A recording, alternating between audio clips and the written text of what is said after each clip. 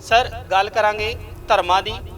ਧਰਮਾਂ ਦੇ ਵਿੱਚ ਜੋ ਪ੍ਰਚਾਰ ਦਾ ਤਰੀਕਾ ਹੈ ਉਸ ਦੇ ਉੱਪਰ ਚਰਚਾ ਕਰਾਂਗੇ ਕਿ ਜਿਵੇਂ ਵੱਖ-ਵੱਖ ਧਰਮ ਨੇ ਪੈਸੇ ਦੇ ਕੇ ਲੋਕਾਂ ਨੂੰ ਆਪਣੇ ਧਰਮ ਦੇ ਵਿੱਚ ਜੋੜਨਾ ਕਿੰਨਾ ਕੁ ਠੀਕ। ਜਿਹੜਾ ਧਰਮ ਹੈ, ਧਰਮ ਤੇ ਕਿਸੇ ਨੂੰ ਵੀ ਨਹੀਂ ਚਾਹੁੰਦਾ ਕਿ ਨਾ ਕਿਸੇ ਨੂੰ ਬਰਗਲਾਇਆ ਜਾਏ ਤੇ ਨਾ ਕਿਸੇ ਨੂੰ ਝੂਠੇ ਦਿਲਾਸੇ ਦੇ ਕੇ ਉਹਨੂੰ ਪਰਿਵਰਤਿਤ ਕੀਤਾ ਜਾਵੇ। ਆਮ ਤੌਰ ਤੇ ਸਾਡੇ ਇੱਥੇ ਮਾਨਤਾ ਕਿ ਤੁਸੀਂ ਜਿਹੜੇ ਪਰਿਵਾਰ 'ਚ ਪੈਦਾ ਹੁੰਦੇ ਹੋ ਉਸੇ ਧਰਮ ਨੂੰ ਮੰਨਦੇ ਹੋ, ਲੇਕਿਨ ਅਗਰ ਕਿਸੇ ਧਰਮ ਦੀ ਸਿੱਖਿਆ ਬਹੁਤ ਅੱਛੀ ਹੈ ਔਰ ਤੁਹਾਡੇ ਜੀਵਨ ਤੇ ਪ੍ਰਭਾਵ ਪੈਂਦੀ ਹੈ, ਤੁਸੀਂ ਉਸ ਧਰਮ ਨੂੰ ਜੁਆਇਨ ਕਰ ਸਕਦੇ ਹੋ।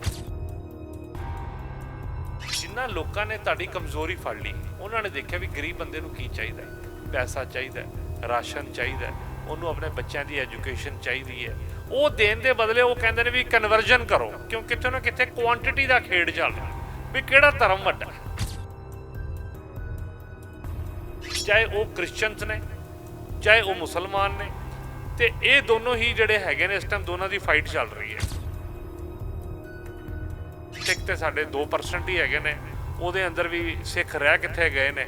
ਅਗਰ ਤੁਸੀਂ ਦੇਖੋ ਤੇ ਕਦ ਕੰਗੀ ਮਾਰ ਕੇ ਆਪਣੇ ਆਪ ਨੂੰ ਉਹ ਕੀ ਕਹਿੰਦੇ ਨੇ ਬਣ ਜਾਂਦੇ ਨੇ, ਔਰ ਕਦ ਦਿਲ ਕਰਦਾ ਤਾਂ ਪੱਗ ਪਾ ਲੈਂਦੇ ਨੇ। ਗੁਰੂ ਸਾਹਿਬ ਦੇ ਮੁੱਦਿਆਂ ਤੇ ਚੱਲਣ ਵਾਲੇ ਜਿਹੜੇ ਲੋਕ ਨੇ ਉਹ ਬਹੁਤ ਘੱਟ ਰਹਿ ਗਏ ਨੇ।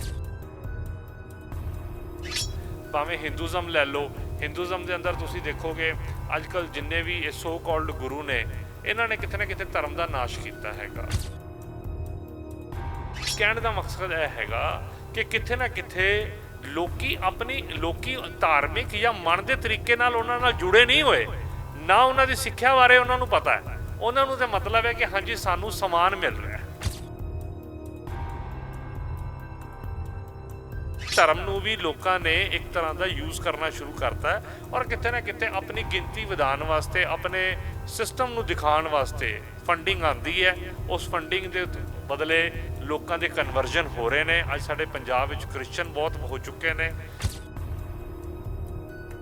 ਕੁਝ ਲੋਕਾਂ ਦਾ ਕਹਿਣਾ ਹੈ ਕਿ ਕ੍ਰਿਸਚਨ ਦੇ ਵਿੱਚ ਪੈਸੇ ਦੇ ਕੇ ਜਿਹੜਾ ਇੱਕ ਆਪਣੇ ਪ੍ਰਚਾਰ ਦੇ ਰਾਹੀਂ ਧਰਮਾਂ ਦੇ ਵਿੱਚ ਐਂਟਰੀ ਤਾਂ ਜ਼ਰੂਰ ਦੇ ਦਿੱਤੀ ਜਾਂਦੀ ਹੈ, ਪਰ ਇੱਕ ਵੱਖਰਾ ਪੱਖ ਹੋਰ ਜ਼ਰੂਰ ਸਾਹਮਣੇ ਆਉਂਦਾ ਹੈ। ਉਹ ਕਹਿੰਦੇ ਨੇ ਕਿ ਉਹ ਹੱਥ ਰੱਖਦੇ ਨੇ, ਜੇਕਰ ਕਿਸੇ ਨੂੰ ਕੋਈ ਪਰੇਸ਼ਾਨੀ ਹੈ ਤਾਂ ਉਹ ਦੂਰ ਹੋ ਜਾਂਦੀ ਹੈ। ਕਿਸ ਤਰ੍ਹਾਂ ਦੇਖਦੇ? ਦੇਖੋ ਉਹ ਤੇ ਡਰਾਮਾ ਹੈ। ਮੈਂ ਪੰਜਾਬ ਦੇ ਜਿੰਨੇ ਪਾਸਟਰਸ ਨੇ, ਮੈਂ ਸਾਰੇ ਪਾਸਟਰਾਂ ਦਾ ਨਾਮ ਨਹੀਂ ਲੈਂਦਾ ਕਿਉਂਕਿ ਕਈਆਂ ਨੇ ਮੈਨੂੰ ਮੈਸੇਜ ਕੀਤਾ ਕਿ ਸਰ ਅਸੀਂ ਇਹੋ ਜਿਹਾ ਕੰਮ ਨਹੀਂ ਕਰਦੇ, ਤਾਂ ਬਹੁਤ ਚੰਗੀ ਗੱਲ ਹੈ। ਮੈਂ ਕਹਿੰਦਾ ਜੀਸਸ ਦਾ ਥਾਟ ਪ੍ਰੋਸੈਸ ਦੱਸੋ, ਉਹਨਾਂ ਦੀ ਸੋਚ ਕੀ ਸੀ, ਕਿਵੇਂ ਉਹ ਲੋਕਾਂ ਦਾ ਜੀਵਨ ਪਰਿਵਰਤਿਤ ਕਰ ਸਕਦੇ ਨੇ। ਅਗਰ ਕੋਈ ਉਸ ਤੋਂ ਪ੍ਰਭਾਵਿਤ ਹੁੰਦਾ ਹੈ ਤੇ ਬਦਲ ਲਓ ਆਪਣਾ ਧਰਮ। ਡੈਮੋਕ੍ਰੇਸੀ ਹੈ, ਤੁਹਾਨੂੰ ਇੱਥੋਂ ਇੰਡੀਆ 'ਚ ਛੂਟ ਹੈਗੀ ਇਸ ਗੱਲ ਦੀ ਕਿ ਤੁਸੀਂ ਆਪਣਾ ਰਿਲੀਜਨ ਬਦਲ ਸਕਦੇ ਹੋ। ਕਿਤੇ ਨਾ ਕਿਤੇ ਇਹਦਾ ਮੇਨ ਮਕਸਦ ਲਾਲਚ ਹੈ। ਸਿਰ ਦੇ ਉੱਤੇ ਹੱਥ ਰੱਖਣ ਦੇ ਨਾਲ ਭੂਤ ਪ੍ਰੇਤ ਦੂਰ ਹੋ ਜਾਂਦੇ ਨੇ। ਮੈਂ ਤੇ ਕਹਿ ਰਿਹਾ ਨਾ ਕਿ ਵੀ ਜਿਹਦੇ 'ਚ ਹੈ, ਪਹਿਲੀ ਗੱਲ ਤੇ ਭੂਤ ਪ੍ਰੇਤ ਦੀ ਐਗਜ਼ਿਸਟੈਂਸ ਦਿਖਾਓ, ਠੀਕ ਹੈ ਨਾ ਜੀ। ਦੂਜੀ ਗੱਲ ਹੈ ਕਿ ਤੁਹਾਡੇ ਹੱਥ ਨਾਲ ਅਗਰ ਹੋ ਜਾਂਦੇ ਨੇ ਤੇ ਫਿਰ ਉਹ ਸਾਰੇ ਇੱਕੋ ਹੀ ਡਰੈਸ ਪਾ ਕੇ ਕਿਉਂ ਖੜੀਆਂ ਹੁੰਦੀਆਂ ਨੇ? ਜਿਹੜੇ ਸਟੇਜ ਤੇ ਖੜੇ ਹੁੰਦੇ ਨੇ ਔਰ ਕੁਛ ਹੀ ਐਕਟਰ ਲੱਭ ਕੇ ਲਿਆਂਦੇ ਨੇ ਜਿਹੜੇ ਐਕਟਿੰਗ ਵਧੀਆ ਕਰ ਸਕਣ। ਤੁਸੀਂ ਅਗਰ ਕਈ ਵਾਰ ਵੀਡੀਓ ਦੇਖੋਗੇ, ਉਹ ਐਕਟਿੰਗ ਕਰਦੇ ਕਰਦੇ ਹੱਸ ਵੀ ਰਹੇ ਹੁੰਦੇ ਨੇ ਕਿ ਅਸੀਂ ਕਿਹੜਾ ਕੰਮ ਕਰਦੇ ਪਏ ਆ। ਤੁਹਾਡੇ ਮੁਤਾਬਿਕ ਕੀ ਸਾਰਾ ਕੁਝ ਪ੍ਰੀ ਪਲਾਨਡ ਹੁੰਦਾ ਹੈ ਕਿ ਇਸ ਤਰ੍ਹਾਂ ਦੇ ਬੰਦਿਆਂ ਨੂੰ ਦਿਹਾੜੀ ਤੇ ਬੁਲਾ ਕੇ ਫਿਰ ਇਹ ਚੀਜ਼ਾਂ ਕਰਾਈਆਂ ਜਾਂਦੀਆਂ? ਡੈਫੀਨੇਟਲੀ ਸਾਰਾ ਪ੍ਰੀ ਪਲਾਨਡ ਹੁੰਦਾ ਹੈ। ਜਿਹੜਾ ਵੀ ਗੁਰੂ ਪੂਰਨ ਹੋਏਗਾ ਉਹ ਚੇਲੇ ਨੂੰ ਸਾਹਮਣੇ ਬਿਠਾ ਕੇ ਜੋ ਉਹ ਕਹੇਗਾ ਉਹਦੇ ਕੁਐਸਚਨ ਦੀ ਆਨਸਰ ਦੇਣ ਦੀ ਤਾਕਤ ਰੱਖੇਗਾ।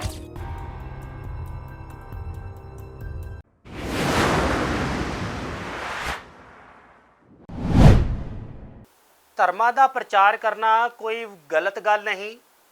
ਹਰ ਧਰਮ ਆਪਣਾ ਆਪਣਾ ਵੱਖਰੇ ਵੱਖਰੇ ਢੰਗ ਦੇ ਨਾਲ ਪ੍ਰਚਾਰ ਕਰਦਾ ਹੈ। ਕੋਈ ਕ੍ਰਿਸਚਨ ਆਪਣੇ ਢੰਗ ਦੇ ਨਾਲ ਪ੍ਰਚਾਰ ਕਰਦੇ ਨੇ, ਕੋਈ ਸਿੱਖ ਕਰਦੇ ਨੇ, ਕੋਈ ਹਿੰਦੂ ਕਰਦੇ ਨੇ, ਕੋਈ ਮੁਸਲਿਮ ਕਰਦੇ ਨੇ। ਪਰ ਕੀ ਧਰਮਾਂ ਨੂੰ ਜੁੜਾਉਣ ਦੇ ਲਈ, ਧਰਮ ਦੇ ਵਿੱਚ ਲੋਕਾਂ ਨੂੰ ਸ਼ਾਮਿਲ ਕਰਨ ਦੇ ਲਈ ਕੀ ਪੈਸੇ ਦੇ ਕੇ ਸ਼ਾਮਿਲ ਕਰਾਉਣਾ ਕਿੰਨਾ ਕੁ ਸਹੀ ਹੈ? ਇਸ ਉੱਪਰ ਚਰਚਾ ਕਰਨ ਦੇ ਲਈ ਸਾਡੇ ਨਾਲ ਗੱਲਬਾਤ ਕਰਨ ਦੇ ਲਈ ਮੌਜੂਦ ਨੇ ਰਾਜਾ ਸਿੰਘ ਜੀ। ਸਰ, ਗੱਲ ਕਰਾਂਗੇ ਧਰਮਾਂ ਦੀ।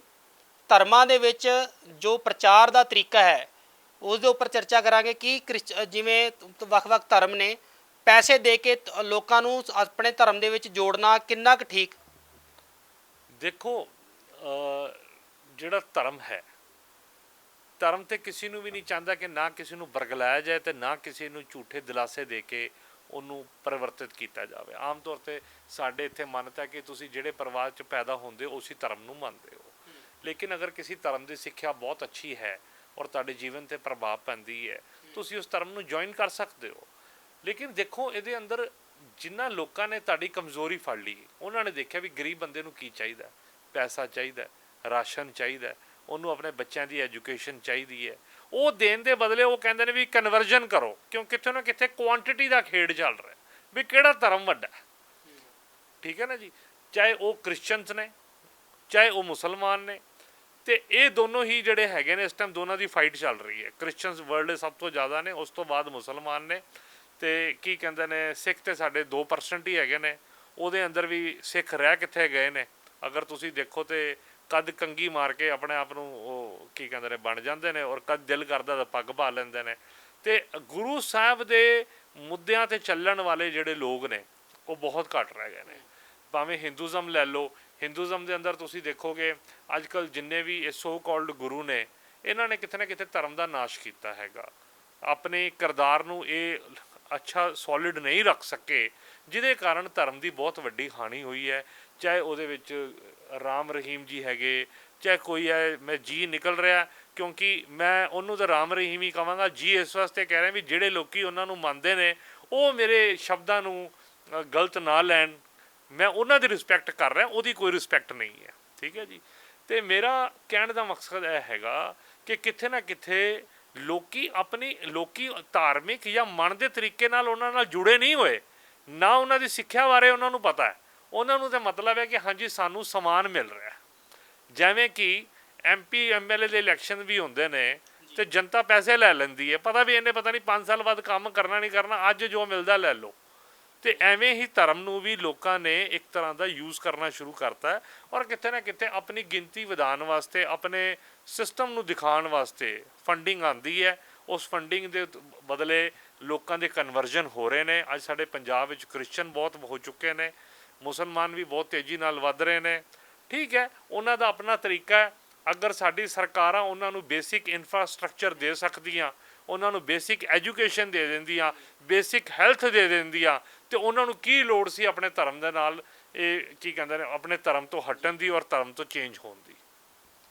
ਉੱਥੇ ਹੀ ਕੁਝ ਲੋਕਾਂ ਦਾ ਕਹਿਣਾ ਹੈ ਕਿ ਕ੍ਰਿਸਚਨ ਦੇ ਵਿੱਚ ਪੈਸੇ ਦੇ ਕੇ ਜਿਹੜਾ ਇੱਕ ਆਪਣੇ ਪ੍ਰਚਾਰ ਦੇ ਰਾਹੀਂ ਧਰਮਾਂ ਦੇ ਵਿੱਚ ਐਂਟਰੀ ਤਾਂ ਜ਼ਰੂਰ ਦੇ ਦਿੱਤੀ ਜਾਂਦੀ ਹੈ, ਪਰ ਇੱਕ ਵੱਖਰਾ ਪੱਖ ਹੋਰ ਜ਼ਰੂਰ ਸਾਹਮਣੇ ਆਉਂਦਾ ਹੈ। ਉਹ ਕਹਿੰਦੇ ਨੇ ਕਿ ਉਹ ਹੱਥ ਰੱਖਦੇ ਨੇ, ਜੇਕਰ ਕਿਸੇ ਨੂੰ ਕੋਈ ਪਰੇਸ਼ਾਨੀ ਹੈ ਤਾਂ ਉਹ ਦੂਰ ਹੋ ਜਾਂਦੀ ਹੈ। ਕਿਸ ਤਰ੍ਹਾਂ ਦੇਖਦੇ ਹੋ? ਦੇਖੋ, ਉਹ ਤੇ ਡਰਾਮਾ ਹੈ। ਮੈਂ ਪਹਿਲੇ ਵੀ ਆਪਣੇ ਕਿਸੇ ਇੰਟਰਵਿਊ 'ਚ ਇਹ ਗੱਲ ਕਹੀ ਹੋਈ ਹੈ ਕਿ ਮੈਂ ਪੰਜਾਬ ਦੇ ਜਿੰਨੇ ਪਾਸਟਰਸ ਨੇ, ਮੈਂ ਸਾਰੇ ਪਾਸਟਰਾਂ ਦਾ ਨਾਮ ਨਹੀਂ ਲੈਂਦਾ ਕਿਉਂਕਿ ਕਈਆਂ ਨੇ ਮੈਨੂੰ ਮੈਸੇਜ ਕੀਤਾ ਕਿ ਸਰ ਅਸੀਂ ਇਹੋ ਜਿਹਾ ਕੰਮ ਨਹੀਂ ਕਰਦੇ, ਤਾਂ ਬਹੁਤ ਚੰਗੀ ਗੱਲ ਹੈ। ਉਹ ਮੈਂ ਕਹਿੰਦਾ ਜੀਸਸ ਦਾ ਥਾਟ ਪ੍ਰੋਸੈਸ ਦੱਸੋ, ਉਹਨਾਂ ਦੀ ਸੋਚ ਕੀ ਸੀ, ਕਿਵੇਂ ਉਹ ਲੋਕਾਂ ਦਾ ਜੀਵਨ ਪਰਿਵਰਤਿਤ ਕਰ ਸਕਦੇ ਨੇ। ਅਗਰ ਕੋਈ ਉਸ ਤੋਂ ਪ੍ਰਭਾਵਿਤ ਹੁੰਦਾ ਹੈ ਤੇ ਬਦਲ ਲਓ ਆਪਣਾ ਧਰਮ।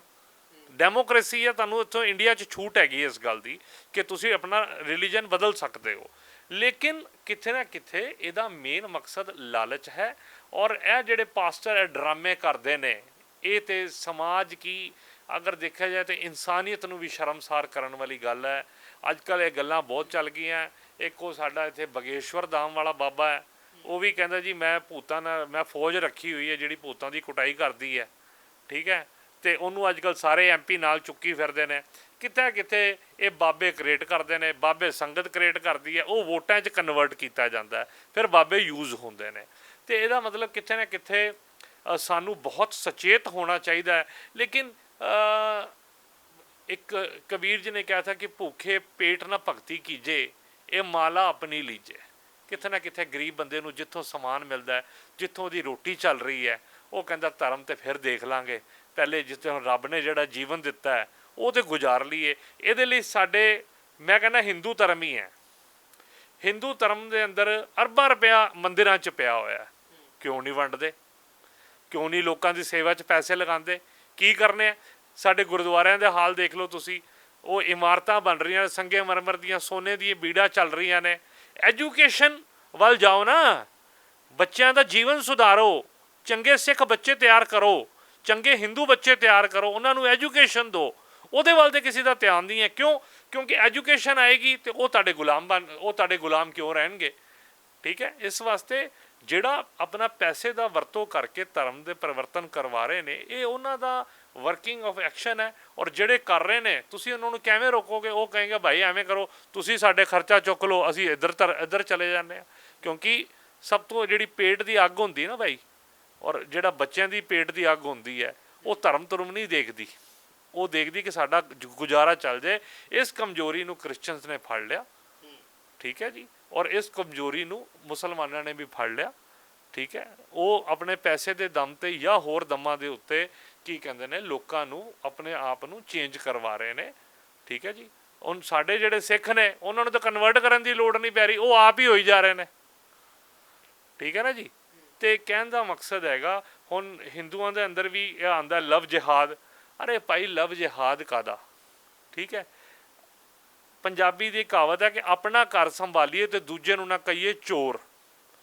ਅੱਜ ਅਸੀਂ ਆਪਣੇ ਜਦ ਇਹ ਨਿਊਕਲੀਅਰ ਫੈਮਲੀਆਂ ਬਣੀਆਂ ਨੇ, ਤਦ ਤੇ ਕੀ ਹੋ ਗਿਆ ਕਿ ਬੱਚਿਆਂ ਦੇ ਉੱਤੇ ਨਜ਼ਰ ਨਹੀਂ ਰਹਿੰਦੀ, ਜਾਂ ਸਮਾਜ ਵਿੱਚ ਬੈਠ ਕੇ ਉਹ ਆਪਣੀ ਗੱਲ ਕਿਸੇ ਨੂੰ ਦੱਸ ਨਹੀਂ ਪਾਉਂਦੇ। ਮਾਪਿਓ ਵਿਚਾਰਿਆਂ ਦੇ ਉੱਤੇ ਇੰਨੀ ਇੰਸਟਾਲਮੈਂਟਾਂ ਨੇ ਕਿ ਉਹਨਾਂ ਨੂੰ ਕੰਮ ਕਰਨ ਕਿ ਆਪਣੇ ਬੱਚਿਆਂ ਨੂੰ ਟਾਈਮ ਦੇਣ। ਤੇ ਫਿਰ ਜਦ ਟਾਈਮ ਨਹੀਂ ਦੋਗੇ ਤੇ ਉਹ ਤੇ ਬਰਗਲਾਉਣਗੇ ਨਾ। ਤੇ ਅਗਰ ਆਪਣੇ ਬੱਚੇ ਨੇ ਗਲਤੀ ਕੀਤੀ ਹੈ, ਅਗਰ ਸਾਡੇ ਬੱਚਿਆਂ ਦੀ ਨੀਂਹ ਰੂਟ ਸਟਰੋਂਗ ਹੋਣ, ਤੇ ਕਾਹਨੂੰ ਇਹ ਲਵ ਜਿਹਾਦ ਹੋਣ? ਬਾਕੀ ਇੰਟਰਕਾਸਟ ਮੈਰਿਜਸ ਚੱਲਦੀਆਂ ਰਹਿੰਦੀਆਂ ਨੇ, ਉਹਨੂੰ ਇੰਨਾ ਜ਼ਿਆਦਾ ਤਵੱਜੋ ਵੀ ਨਹੀਂ ਦੇਣੀ ਚਾਹੀਦੀ। ਲੇਕਿਨ ਅਗਰ ਉਹ ਏਜੰਡੇ ਦੇ ਤਹਿਤ ਇਹ ਕੰਮ ਹੋ ਰਿਹਾ ਤੇ ਸਾਨੂੰ ਆਪ ਹੀ ਬਚਣਾ ਪੈਣਾ। ਇਹ ਜਦ ਗੱਡੀ ਤੁਸੀਂ ਚਲਾਉਂਦੇ ਹੋ ਰੋਡ ਦੇ ਉੱਤੇ, ਤੇ ਤੁਸੀਂ ਆਪਣੇ ਆਪ ਨੂੰ ਤੇ ਬਚਾਉਣਾ ਹੀ ਹੁੰਦਾ, ਦੂਜਿਆਂ ਤੋਂ ਵੀ ਬਚਣਾ ਪੈਂਦਾ। ਕੀ ਸਿਰ ਦੇ ਉੱਤੇ ਹੱਥ ਰੱਖਣ ਦੇ ਨਾਲ ਭੂਤ ਪ੍ਰੇਤ ਦੂਰ ਹੋ ਜਾਂਦੇ ਨੇ? ਮੈਂ ਤੇ ਕਹਿ ਰਿਹਾ ਨਾ ਕਿ ਵੀ ਜਿਹਦੇ 'ਚ ਹੈ, ਪਹਿਲੀ ਗੱਲ ਤੇ ਭੂਤ ਪ੍ਰੇਤ ਦੀ ਐਗਜ਼ਿਸਟੈਂਸ ਦਿਖਾਓ, ਠੀਕ ਹੈ ਨਾ ਜੀ। ਦੂਜੀ ਗੱਲ ਹੈ ਕਿ ਤੁਹਾਡੇ ਹੱਥ ਨਾਲ ਅਗਰ ਹੋ ਜਾਂਦੇ ਨੇ ਤੇ ਫਿਰ ਉਹ ਸਾਰੇ ਇੱਕੋ ਹੀ ਡਰੈਸ ਪਾ ਕੇ ਕਿਉਂ ਖੜੀਆਂ ਹੁੰਦੀਆਂ ਨੇ ਜਿਹੜੇ ਸਟੇਜ ਤੇ ਖੜੇ ਹੁੰਦੇ ਨੇ, ਠੀਕ ਹੈ। ਔਰ ਕੁਛ ਹੀ ਐਕਟਰ ਲੱਭ ਕੇ ਲਿਆਉਂਦੇ ਨੇ ਜਿਹੜੇ ਐਕਟਿੰਗ ਵਧੀਆ ਕਰ ਸਕਣ। ਤੁਸੀਂ ਅਗਰ ਕਈ ਵਾਰ ਵੀਡੀਓ ਦੇਖੋਗੇ, ਉਹ ਐਕਟਿੰਗ ਕਰਦੇ ਕਰਦੇ ਹੱਸ ਵੀ ਰਹੇ ਹੁੰਦੇ ਨੇ ਕਿ ਅਸੀਂ ਕਿਹੜਾ ਕੰਮ ਕਰਦੇ ਪਏ ਹਾਂ। ਲੇਕਿਨ ਭਾਈ ਮੇਰੇ 500 ਰੁਪਏ ਦਿਹਾੜੀ ਮਿਲਣੀ ਹੈ, ਉਹ ਸਮਝੋ ਫਿਲਮ ਦੀ ਸ਼ੂਟਿੰਗ ਕਰ ਰਹੇ ਨੇ। ਤੁਹਾਡੇ ਮੁਤਾਬਿਕ ਕੀ ਸਾਰਾ ਕੁਝ ਪ੍ਰੀ ਪਲਾਨਡ ਹੁੰਦਾ ਹੈ ਕਿ ਇਸ ਤਰ੍ਹਾਂ ਦੇ ਬੰਦਿਆਂ ਨੂੰ ਦਿਹਾੜੀ ਤੇ ਬੁਲਾ ਕੇ ਫਿਰ ਇਹ ਚੀਜ਼ਾਂ ਕਰਾਈਆਂ ਜਾਂਦੀਆਂ? ਡੈਫੀਨੇਟਲੀ ਸਾਰਾ ਪ੍ਰੀ ਪਲਾਨਡ ਹੁੰਦਾ ਹੈ। ਜਿਹੜਾ ਵੀ ਗੁਰੂ ਪੂਰਨ ਹੋਏਗਾ, ਉਹ ਚੇਲੇ ਨੂੰ ਸਾਹਮਣੇ ਬਿਠਾ ਕੇ ਜੋ ਉਹ ਕਹੇਗਾ ਉਹਦੇ ਕੁਐਸਚਨ ਦੀ ਆਨਸਰ ਦੇਣ ਦੀ ਤਾਕਤ ਰੱਖੇਗਾ, ਕਿਉਂਕਿ ਉਹਨੇ ਉਹ ਰਸਤਾ ਚੱਲਿਆ ਹੋਇਆ ਜਿਸ ਰਸਤੇ ਤੇ ਉਹ ਚਲਾ ਰਿਹਾ। ਤੇ ਅਗਰ ਉਹ ਦਿੱਕਤਾਂ ਆਉਣਗੀਆਂ ਤੇ ਉਹ ਗੁਰੂ ਹੀ ਦੂਰ ਕਰੇਗਾ ਨਾ। ਜੇ ਗੁਰੂ ਆਪ ਹੀ ਨਹੀਂ ਕਿਤੇ ਪਹੁੰਚਿਆ ਹੋਇਆ, ਹੁਣ 9 ਦੁਆਰੇ ਪ੍ਰਗਟ ਕੀਤਾ, 10ਵਾਂ ਗੁਪਤ ਰਖਾਇਆ। ਹੁਣ ਜਿਹੜਾ 10ਵਾਂ ਦੁਆਰ ਖੁੱਲਿਆ ਹੋਏਗਾ ਉਹੀਓ ਤਾਂ ਦੱਸੇਗਾ ਕਿ 10ਵਾਂ ਦੁਆਰ ਖੁੱਲੇਗਾ ਤਾਂ ਸਰੀਰ ਵਿੱਚ ਕੀ ਹੁੰਦਾ ਹੈ। ਹੁਣ ਜਿਹਨੂੰ ਆਪਣੇ 9 ਦੁਆਰ ਹੀ ਨਹੀਂ ਪਤਾ, ਉਹ 10ਵੇਂ ਦੁਆਰ ਬਾਰੇ ਕੀ ਦੱਸੇਗਾ? ਤੇ ਲੇਕਿਨ ਇਹ ਗੱਲਾਂ ਹੋਰ ਹੈਗੀਆਂ ਨੇ। ਆਮ ਲੋਕਾਂ ਨੂੰ ਧਰਮ ਬਾਅਦ ਚੋਂ ਹੈ, ਆਪਣੇ ਸਿਸਟਮ ਵਿੱਚ ਹੈਗਾ। ਲੇਕਿਨ ਲੋਕ ਇਹ ਰਾਜਨੇਤਾਵਾਂ ਨੂੰ, ਬਾਬਿਆਂ ਨੂੰ, ਜਿਹੜੇ ਇਹ ਛਾਤਰ ਦਿਮਾਗ ਹੁੰਦੇ ਨੇ, ਇਹਨਾਂ ਨੂੰ ਪਤਾ ਹੈ ਕਿ ਸਾਡੇ ਜਿਹੜੇ ਇੰਡੀਆ ਦੀ ਜਿਹੜੀ ਕਮਜ਼ੋਰੀ ਹੈ ਜਾਂ ਸਾਡੇ ਭਾਰਤ ਦੀ ਜਿਹੜੀ ਕਮਜ਼ੋਰੀ ਹੈ ਉਹ ਧਰਮ ਹੈ। ਤੇ ਧਰਮ ਦੇ ਨਾਮ ਤੇ ਠੱਗਦੇ ਨੇ। ਇਸ ਵਾਸਤੇ ਉਹ ਅੱਜ ਕੱਲ੍ਹ ਇੱਕ ਜੈ ਕਿਸ਼ੋਰੀ ਹੈ, ਉਹ ਆਪ ਕਹਿੰਦੀ ਜੀ ਮੈਂ ਤੇ ਹੁਣ ਪਬਲਿਕ ਸਪੀਕਰ ਬਣ ਗਈ ਹਾਂ। ਬੰਦਾ ਪੁੱਛੇ ਵੀ ਤੂੰ ਰਾਮ ਦੀ ਕਥਾ ਤੋਂ ਸ਼ੁਰੂ ਹੋਈ ਸੀ, ਕਥਾ ਤੋਂ ਸ਼ੁਰੂ ਹੋਈ ਸੀ, ਕਥਾ ਚੱਲ ਗਈ, ਠੀਕ ਹੈ, ਨੋਟ ਆ ਗਏ ਤੇ ਹੁਣ ਪਬਲਿਕ ਸਪੀਕਰ ਬਣ ਗਈ। ਤੇ ਕਿਤੇ ਨਾ ਕਿਤੇ ਲੋਕਾਂ ਦੇ ਨਾਲ, ਲੋਕਾਂ ਦੇ ਵਿਸ਼ਵਾਸ ਨੂੰ ਠੱਗਿਆ ਜਾ ਰਿਹਾ, ਲੋਕਾਂ ਨੂੰ ਧਰਮ ਦੇ ਨਾਮ ਤੇ ਬਰਗਲਾਇਆ ਜਾ ਰਿਹਾ। ਮੈਂ ਕਹਿੰਦਾ ਕਿ ਜਿਹੜੀ ਰਾਮ ਕਥਾ ਸੁਣਨ ਜਾ ਰਹੇ ਨੇ, ਉਹਨਾਂ ਨੂੰ ਕਦੀ ਪੁੱਛੋ ਵੀ ਕਿੰਨੀ ਵਾਰ ਸੁਣ ਚੁੱਕੀ ਹੈ, ਉਹ ਕਹੇਗੀ ਜੀ ਮੈਂ ਘੱਟ ਤੋਂ ਘੱਟ 500 ਵਾਰ ਸੁਣ ਚੁੱਕੀ ਹਾਂ। ਤੇ ਜਿਹੜਾ ਸੁਣਾ ਰਿਹਾ ਹੈ ਉਹਨੇ 500 ਵਾਰ ਸੁਣਾਈ ਨਹੀਂ ਹੋਣੀ। ਲੇਕਿਨ ਕੀ ਹੈ ਕਿ ਵਿਹਲਾ ਦਿਮਾਗ ਸ਼ੈਤਾਨ ਦਾ ਘਰ ਹੁੰਦਾ। ਜਿਹਨੂੰ ਸਿੱਖ ਉਹ ਕਈ ਵਾਰ ਆਪਾਂ ਕਹਿੰਦੇ ਆ ਨਾ ਕਿ ਸਾਰੀ ਰਾਤ ਕਥਾ ਸੁਣੀ ਤੇ ਸਵੇਰੇ ਪੁੱਛਿਆ ਵੀ ਸੀਤਾ ਮਾਤਾ ਕੌਣ ਸੀ, ਤੇ ਕਹਿਣ ਦਾ ਮਤਲਬ ਦਿਮਾਗ ਉੱਧਰ ਹੈ ਨਹੀਂ। ਜਿਹਨੂੰ ਗਿਆਨ ਪ੍ਰਾਪਤ ਹੋ ਗਿਆ ਉਹ ਦੁਬਾਰਾ ਧੱਕੇ ਕਿਉਂ ਖਾਏਗਾ। ਤੇ ਇਸ ਵਾਸਤੇ ਸੰਗਤ ਜਿਹੜੇ ਲੋਕ ਨੇ ਉਹਨਾਂ ਨੂੰ ਵੀ ਦੇਖਣਾ ਚਾਹੀਦਾ। ਲੇਕਿਨ ਫਿਰ ਮੈਂ ਕਹਾਂਗਾ ਇਹ ਜਿਹੜੀ ਮਜਬੂਰੀ ਹੈ ਨਾ ਪੇਟ ਦੀ, ਇਹ ਲੋਕਾਂ ਨੂੰ ਇਸ ਪਾਸੇ ਦੇਖਣਾ ਨਹੀਂ ਚਾਹੁੰਦੀ। ਧਰਮ ਬਾਅਦ 'ਚੋਂ ਆਉਂਦਾ ਹੈ ਤੇ ਜਿਹੜੀ ਪੇਟ ਪਹਿਲੇ ਆਉਂਦਾ ਹੈ। ਤੇ ਇਸ ਵਾਸਤੇ ਇਹ ਸਾਡੀ ਸਰਕਾਰਾਂ ਦੀ ਕਮੀਆਂ ਰਹੀਆਂ, ਜਾਂ ਕੀ ਕਹਿੰਦੇ ਨੇ ਜਿਹੜੇ ਧਰਮ ਦੇ ਆਗੂ ਨੇ ਉਹਨਾਂ ਨੇ ਇਸ ਗੱਲ ਵੱਲ ਧਿਆਨ ਨਹੀਂ ਦਿੱਤਾ।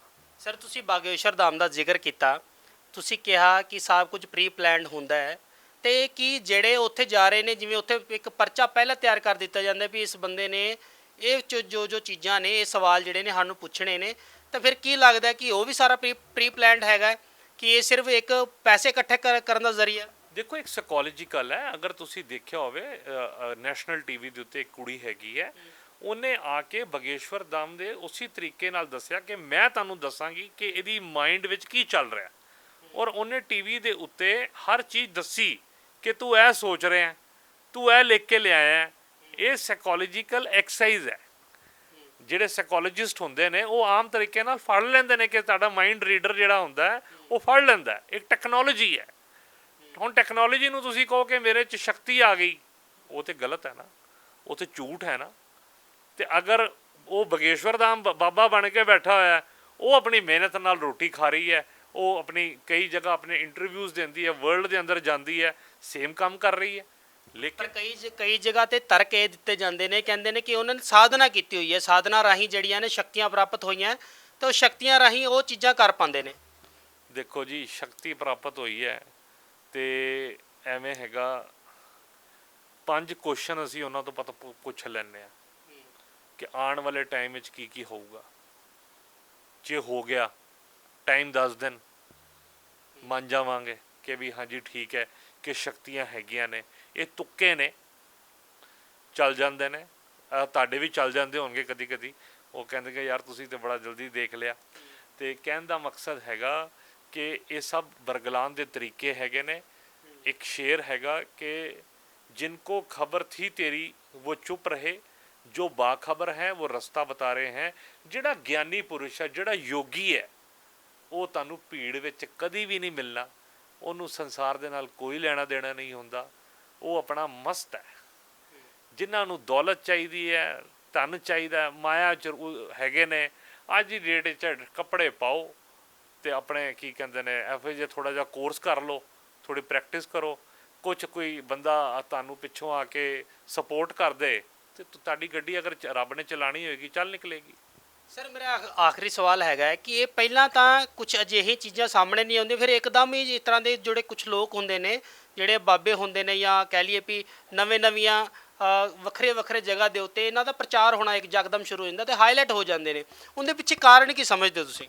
ਕਾਰਨ ਤੁਸੀਂ ਹੋ, ਕਾਰਨ ਮੀਡੀਆ। ਅੱਜ ਮੀਡੀਆ ਚਾਹਵੇ ਤੇ ਮੈਨੂੰ ਵੀ ਕੱਲ ਇੰਡੀਆ ਦਾ ਨੰਬਰ 1 ਬਾਬਾ ਬਣਾ ਸਕਦਾ। ਠੀਕ ਹੈ ਨਾ ਜੀ। ਕੋਈ ਬਾਬਾ ਰੋਜ਼ ਮੇਰੇ ਇੰਟਰਵਿਊਜ਼ ਹੋਣ, ਰੋਜ਼ ਮੇਰੀ ਗੱਲਾਂ ਹੋਣ, ਰੋਜ਼ ਮੇਰੇ ਬਾਰੇ ਤੁਸੀਂ ਦਿਖਾਉਣਾ ਸ਼ੁਰੂ ਕਰ ਦਿਓ, ਠੀਕ ਹੈ, ਤੇ ਮੈਂ ਵੀ ਬਾਬਾ ਬਣ ਜਾਵਾਂਗਾ। ਤੇ ਕਹਿਣ ਦਾ ਮਕਸਦ ਹੈਗਾ ਕਿ ਇਹ ਪੂਰਾ ਪ੍ਰੀ ਪਲਾਨਡ ਹੁੰਦਾ ਹੈ। ਪੂਰਾ ਸੈਟਅਪ ਕਰਕੇ ਕਿਸੇ ਪਰਸਨੈਲਿਟੀ ਨੂੰ ਐਵੇਂ ਨਹੀਂ ਚੁੱਕਿਆ ਜਾਂਦਾ। ਪੂਰਾ ਪਲਾਨਡ ਹੁੰਦਾ ਹੈ ਕਿ ਕਿਸ ਬੰਦੇ ਨੂੰ ਕਿਵੇਂ ਕਰਨਾ ਹੈ। ਔਰ ਇਹਦੇ ਅੰਦਰ ਰਾਜਨੀਤਿਕ ਪਾਰਟੀਆਂ ਦਾ ਬਹੁਤ ਵੱਡਾ ਰੋਲ ਹੁੰਦਾ ਹੈ ਕਿ ਵੀ ਕਿਹਨੂੰ ਖੜਾ ਕਰਕੇ ਕਿਹਨੂੰ ਫਾਇਦਾ ਚੁੱਕਣਾ। ਐਵੇਂ ਕਿਸੇ ਆਸਾ ਰਾਮ ਬੜਾ ਫੇਮਸ ਹੋਇਆ, ਕੀ ਕਹਿੰਦੇ ਨੇ ਰਾਮ ਰਹੀਮ ਬੜਾ ਫੇਮਸ ਹੋਇਆ। ਇਹੋ ਜਿਹੇ ਜਿਹੜੇ ਫੇਮਸ ਹੋਏ ਤੇ ਕਿਸ ਵਾਸਤੇ ਹੋਏ? ਅੱਜ ਰਾਮ ਰਹੀਮ ਨੂੰ ਇੰਨੀ ਪਰੋਲ ਤੇ ਆ ਰਿਹਾ ਬਾਹਰ।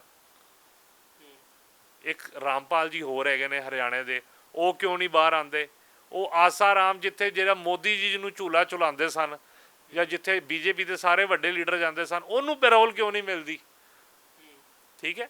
ਤੇ ਇਸ ਵਾਸਤੇ ਇਹ ਬਹੁਤ ਗਹਿਰੀ ਰਾਜਨੀਤੀ ਹੈ, ਆਮ ਬੰਦੇ ਦੀ ਸਮਝ ਤੋਂ ਬਾਹਰ ਹੈ। ਤੇ ਇਸ ਵਾਸਤੇ ਅਸੀਂ ਆਮ ਬੰਦੇ ਦਾ ਕਸੂਰ ਨਹੀਂ ਮੰਨਦੇ। ਅਸੀਂ ਕਸੂਰ ਮੰਨਦੇ ਹਾਂ ਕਿ ਸਰਕਾਰਾਂ ਦਾ, ਅਸੀਂ ਕਸੂਰ ਮੰਨਦੇ ਹਾਂ ਧਰਮ ਦੇ ਆਗੂਆਂ ਦਾ, ਜਿਹੜਾ ਕਿ ਬੰਦਿਆਂ ਨੂੰ ਬੇਸਿਕ ਇਨਫਰਾਸਟਰਕਚਰ, ਬੇਸਿਕ ਨੌਲੇਜ ਨਹੀਂ ਦੇ ਸਕੇ। ਉਹ ਕਸੂਰ ਉਹਨਾਂ ਦਾ ਹੈ। ਲੋਕੀ ਵਿਚਾਰੇ ਦੇ ਕੀ ਕਰਨ? ਜਿਹੜਾ ਗਰੀਬ ਹੈ ਉਹਨੇ ਧਰਤੀ ਤੇ ਆਇਆ, ਉਹਨੇ ਜੀਵਨ ਜੀਣਾ ਹੀ ਹੈ, ਉਹ ਭਾਵੇਂ ਜਿਸ ਮਰਜ਼ੀ ਢੰਗ ਨਾਲ ਜੀ ਲੈ।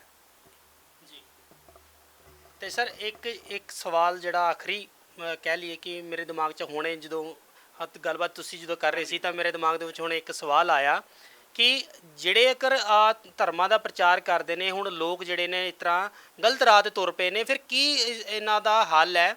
ਕਿਸ ਤਰ੍ਹਾਂ ਲੋਕ ਜਿਹੜੇ ਨੇ ਹੁਣ ਇਸ ਤੋਂ ਨਿਜਾਤ ਪਾਉਣਗੇ? ਇਹ ਨਿਜਾਤ ਇਸ ਤਰੀਕੇ ਨਾਲ ਪਾ ਸਕਦੇ ਨੇ। ਅੱਜ ਤੁਸੀਂ ਬਹੁਤ ਸੋਹਣਾ ਕੁਐਸਚਨ ਪੁੱਟ ਕੀਤਾ ਹੈ ਕਿ ਬਜਾਏ ਕਿ ਭੀੜ ਵਿੱਚ ਜਾ ਕੇ ਲੱਭਣ ਦੇ ਉੱਥੇ ਕੱਖ ਨਹੀਂ ਲੱਭਣਾ, ਉੱਥੇ ਧੱਕੇ ਹੀ ਮਿਲਣਗੇ, ਲੰਗਰ ਮਿਲ ਜਾਏਗਾ। ਦੇਖੋ ਜਿੰਨੇ ਸਹੀ ਤਰੀਕੇ ਨਾਲ ਕਰਨਾ ਹੈ ਨਾ, ਉਹ ਬੈਠ ਕੇ ਆਪਣੇ ਜਿਹੜਾ ਗ੍ਰਸਤ ਹੈ ਉਹਨੂੰ ਨਿਭਾਵੇ, ਆਪਣਾ ਕਰਮ ਕਰੇ, ਰੱਬ ਦਾ ਨਾਮ ਆਪ ਜਪੇ। ਠੀਕ ਹੈ, ਜਿਹੜਾ ਬੰਦਾ ਸੱਚਾ ਹੈ, ਤੇ ਮੈਂ ਕਹਿੰਦਾ ਇਹ ਵੀ ਗੁਰਬਾਣੀ 'ਚ ਵੀ ਲਿਖਿਆ ਹੈ, ਮੈਂ ਵੀ ਕਹਿੰਦਾ ਇਸ ਗੱਲ ਨੂੰ ਕਿ ਤੁਸੀਂ ਇੱਕ ਕਦਮ ਉਹਦੇ ਵੱਲ ਤੁਰ ਕੇ ਤਾਂ ਦੇਖੋ, ਉਹ ਅੱਗੇ ਪਤਾ ਨਹੀਂ ਲੱਖਾਂ ਕਦਮ ਅੱਗੇ ਚੱਲ ਕੇ ਆਉਂਦਾ। ਤੇ ਤੁਹਾਨੂੰ ਇਹ ਕਿਸੇ ਤੋਂ ਇਹ ਜਿਹੜੀ ਖੈਰਾਤ ਹੈ, ਇਹ ਇਹਨਾਂ ਦੀ ਦੇਣ ਦੀ ਕਿਸੇ ਦੀ ਤਾਕਤ ਨਹੀਂ ਹੈ। ਜਿਹੜੇ ਆ ਬੈਠੇ ਹੋਏ ਨੇ ਸੋ ਕਾਲਡ, ਗੁਰੂ ਲੱਭਣਾ ਬੜਾ ਜ਼ਰੂਰੀ ਹੈ, ਉਹਦੀ ਭਾਲ ਕਰਨੀ ਬੜੀ ਜ਼ਰੂਰੀ ਹੈ। ਪਰ ਮੈਂ ਫਿਰ ਉੱਥੇ ਉਸੇ ਗੱਲ ਤੇ ਆਵਾਂਗਾ ਕਿ ਜਦ ਤੱਕ ਆਪਣਾ ਪੇਟ ਨਾ ਭਰਿਆ ਹੋਵੇ ਨਾ ਜੀ, ਤਦ ਤੱਕ ਇਹ ਗੱਲਾਂ ਧਿਆਨ 'ਚ ਆਉਂਦੀਆਂ ਨਹੀਂ। ਤੇ ਇਸ ਵਾਸਤੇ ਕੀ ਕਹਿੰਦੇ ਨੇ, ਪਹਿਲੇ ਆਦਮੀ ਦਾ ਕੰਮ ਹੈ ਆਪਣਾ ਕਰਮ ਕਰਨਾ। ਇੱਕ ਰਾਵਣ ਦਾ ਤੇ ਕੁੰਭਕਰਨ ਦਾ ਸੰਵਾਦ ਦਿਖਾਇਆ ਗਿਆ ਰਮਾਇਣ ਦੇ ਵਿੱਚ। ਉਹਨੇ ਕਿਹਾ ਪ੍ਰਾਤः ਕਾਲ ਧਰਮ, ਦਿਨ ਮੇਂ ਕਰਮ, ਰਾਤ ਕੋ ਭੋਗ। ਹਰ ਇੱਕ ਚੀਜ਼ ਦਾ ਇੱਕ ਸਿਸਟਮ ਬਣਾਇਆ ਗਿਆ, ਸ਼ਡਿਊਲ ਸਿਸਟਮ ਬਣਾਇਆ। ਜਨਤਾ ਉਹਨੂੰ ਫੋਲੋ ਕਰੇ, ਸਵੇਰੇ ਉੱਠੇ ਰੱਬ ਦਾ ਨਾਮ ਲਵੇ, ਦਿਨੇ ਆਪਣੇ ਕੰਮ ਕਰੇ, ਰਾਤੀ ਆਪਣੀ ਮੌਜ ਕਰੇ। ਇਹਨਾਂ ਨੇ ਤੁਹਾਨੂੰ ਕਿੱਥੇ ਨਹੀਂ ਲੈ ਕੇ ਜਾਣਾ। ਇਹ ਅੱਜ ਮੇਰੇ ਤੋਂ ਲਿਖਵਾ ਲਓ, ਨਾ ਤੁਹਾਨੂੰ ਸ਼੍ਰੀ ਰਾਮ ਦੇ ਦਰਸ਼ਨ ਕਰਾ ਸਕਣਗੇ, ਨਾ ਤੁਹਾਨੂੰ ਕ੍ਰਿਸ਼ਨ ਦੇ ਨਾਲ ਮਿਲਾ ਸਕਣਗੇ, ਕਿਸੇ ਨਾਲ ਨਹੀਂ, ਵਿਚਾਰੇ ਆਪ ਨਹੀਂ ਮਿਲੇ ਹੋਏ। ਤੇ ਇਸ ਵਾਸਤੇ ਆਪਣਾ ਟਾਈਮ ਨਾ ਵੇਸਟ ਕਰੋ। ਜਿਹੜਾ ਚੰਗਾ ਗੁਰੂ ਹੋਏਗਾ ਉਹਨੂੰ ਤੁਹਾਨੂੰ ਲੱਭਣਾ ਪੈਣਾ। ਉਹਦੇ ਨਾਲ ਬੈਠੋ, ਉਹਦੇ ਨਾਲ ਵਾਰਤਾਲਾਪ ਕਰੋ, ਦੇਖੋ ਉਹਦੇ ਨਾਲ ਜੁੜਨ ਦੇ ਨਾਲ ਕੀ ਤੁਹਾਡਾ ਜੀਵਨ 'ਚ ਬਦਲਾਵ ਆਇਆ, ਕੀ ਤੁਸੀਂ ਚੰਗੇ ਇਨਸਾਨ ਬਣੇ, ਕੀ ਤੁਹਾਡੇ ਅੰਦਰ ਪੋਜ਼ਿਟਿਵਿਟੀ ਆਈ। ਜੇ ਨਹੀਂ ਆਈ ਤੇ ਇਹਦਾ ਮਤਲਬ ਤੁਸੀਂ ਗਲਤ ਹੱਥਾਂ 'ਚ ਹੈਗੇ ਹੋ। ਜੀ, ਤਾਂ ਬਹੁਤ ਬਹੁਤ ਧੰਨਵਾਦ ਗੱਲਬਾਤ ਕਰਨ ਦੇ ਲਈ। ਤਾਂ ਇਹ ਸਨ ਰਾਜਾ ਜੀ, ਜਿਨ੍ਹਾਂ ਵੱਲੋਂ ਕਾਫੀ ਮੁੱਦਿਆਂ ਦੇ ਉੱਤੇ ਇੱਕ ਵੱਖਰੀ ਜਿਹੜੀ ਹੈ ਚਰਚਾ ਜਿਹੜੀ ਚੱਲ ਰਹੀ ਸੀਗੀ, ਤਾਂ ਉਸ ਚਰਚਾ ਦੌਰਾਨ ਕਾਫੀ ਨਸੀਹਤ ਦਿੱਤੀ ਹੈ ਤੇ ਕਿਹਾ ਗਿਆ ਜਿਹੜਾ ਭੀੜ ਤੋਂ ਵੱਖਰਾ ਹੋਣਾ ਪੈਣਾ ਹੈ, ਕਿਉਂਕਿ ਜੋ ਸਿਸਟਮ ਚੱਲ ਰਿਹਾ ਹੈ, ਜਿਸ ਤਰੀਕੇ ਦੇ ਨਾਲ ਦੁਨੀਆ ਚੱਲ ਰਹੀ ਹੈ, ਲੋਕ ਭੀੜ ਦੇ ਰਾਹੀਂ ਉਸ ਪਿੱਛੇ ਤੁਰ ਪਏ ਨੇ, ਪਰ ਆਪਣਾ ਜਿਹੜੀ ਪਹਿਚਾਣ ਹੈਗੀ ਹੈ ਉਸ ਨੂੰ ਭੁੱਲਦੇ ਜਾ ਰਹੇ ਨੇ ਤੇ ਸਹੀ ਰਾਹ ਜਿਹੜਾ ਉਹ ਚੁਣਨ ਦੀ ਲੋੜ ਹੈ। ਕੈਮਰਾਮੈਨ ਮੋਹਨ ਦੇ ਨਾਲ ਸਨੀ ਹਟਵਾਲ, ਜ਼ੀਰਕਪੁਰ। ਬਾਰਿਸ਼ਾਂ ਤੇ ਹੜ੍ਹ ਦੇ ਪਾਣੀ ਨਾਲ ਡੇਂਗੂ ਦੇ ਫੈਲਾਅ ਨੂੰ ਰੋਕਣ ਲਈ ਮੁੱਖ ਮੰਤਰੀ ਭਗਵੰਤ ਮਾਨ ਵੱਲੋਂ ਵਿਸ਼ੇਸ਼ ਮੁਹਿੰਮ ਹਰ ਸ਼ੁੱਕਰਵਾਰ ਡੇਂਗੂ ਤੇ ਵਾਰ ਦੀ ਸ਼ੁਰੂਆਤ ਕੀਤੀ ਗਈ। ਇਸ ਸੰਬੰਧੀ ਪੰਜਾਬ ਸਰਕਾਰ ਨੇ ਵਿਆਪਕ ਪੱਧਰ ਉੱਤੇ ਤਿਆਰੀਆਂ ਸ਼ੁਰੂ ਕਰ ਦਿੱਤੀਆਂ ਹਨ। ਸਰਕਾਰੀ ਹਸਪਤਾਲਾਂ ਵਿੱਚ ਡੇਂਗੂ ਤੇ ਮਲੇਰੀਆ ਦੇ ਮੁਫਤ ਟੈਸਟ ਅਤੇ ਮੁਫਤ ਇਲਾਜ ਦੀ ਸਹੂਲਤ ਦਿੱਤੀ ਗਈ ਹੈ। ਲਾਰਵਾਦੀ ਚੈਕਿੰਗ ਕਰਨ ਲਈ ਮੁਲਾਜ਼ਮਾਂ ਦੀ ਤੈਨਾਤੀ ਕਰਨ ਦੇ ਨਾਲ-ਨਾਲ ਸ਼ਹਿਰ ਅਤੇ ਪਿੰਡਾਂ ਵਿੱਚ ਦਵਾਈ ਦੇ ਛਿੜਕਾਅ ਲਈ ਢੁਕਵੇਂ ਪ੍ਰਬੰਧਾਂ ਨੂੰ ਵੀ ਯਕੀਨੀ ਬਣਾਇਆ ਗਿਆ ਹੈ। ਹਰ ਸ਼ੁੱਕਰਵਾਰ ਡੇਂਗੂ ਤੇ ਵਾਰ